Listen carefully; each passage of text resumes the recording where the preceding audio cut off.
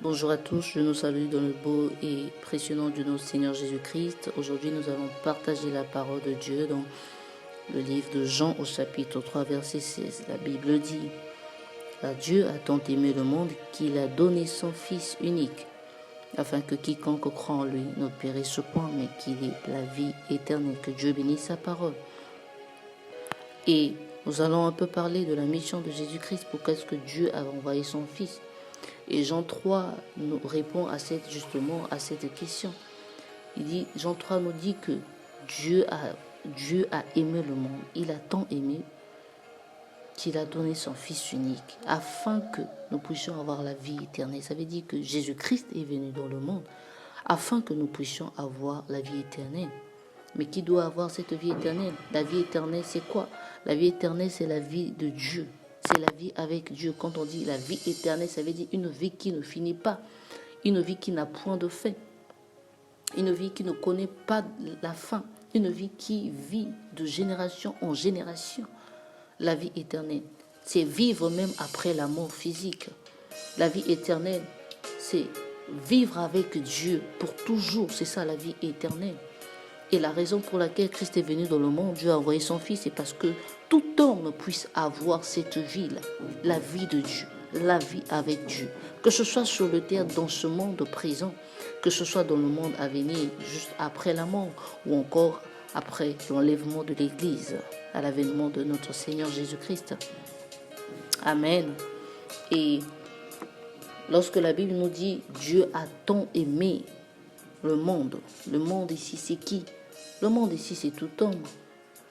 Le monde ici, c'est toi. Le monde ici, c'est moi. » Et c'est un peu de remplacer ce verset par ton nom. Dieu a tant aimé riche. Dieu a tant aimé riche qu'il a donné Jésus-Christ afin que riche puisse avoir la vie éternelle, la vie avec Dieu, vivre avec Dieu pour toujours, afin qu'elle soit restaurée dans sa relation avec Dieu.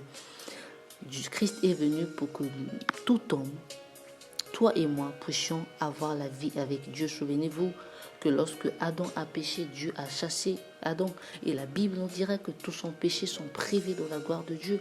Lorsqu'Adam péchait, quelqu'un dira « J'étais pas avec Adam, je n'ai pas commis un péché comme Adam. » Mais la Bible nous dit que même pour ceux qui n'ont pas commis un péché, une transgression semblable à celle de Adam ont péché, parce que nous, lorsque nous, Adam avait péché, nous sommes tous descendants de Adam et nous étions tous dans ses entrailles. Lorsque Adam a été chassé, nous étions aussi chassés avec lui.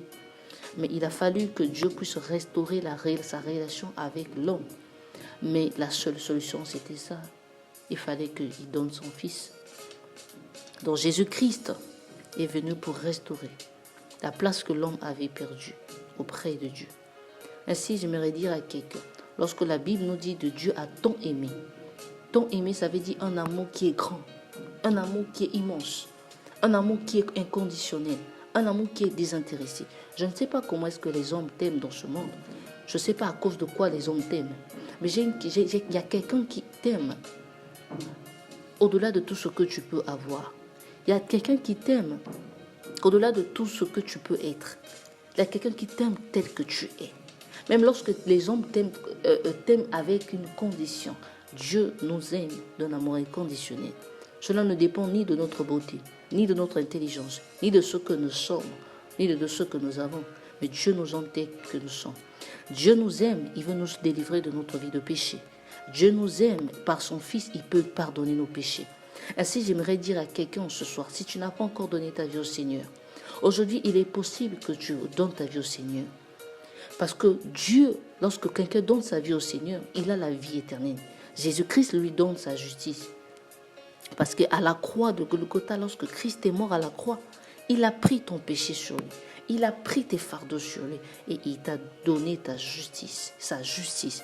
Et c'est lorsque Dieu te voit désormais, Dieu ne te considère plus comme étant pécheur, mais Dieu te considère comme étant juste.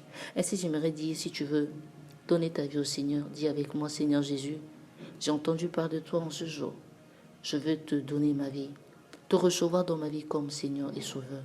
Viens dans ma vie et que ton Saint-Esprit que tu nous as promis vienne en moi. Restaure ma vie, restaure ma relation avec Dieu dans le nom de Jésus-Christ. Amen.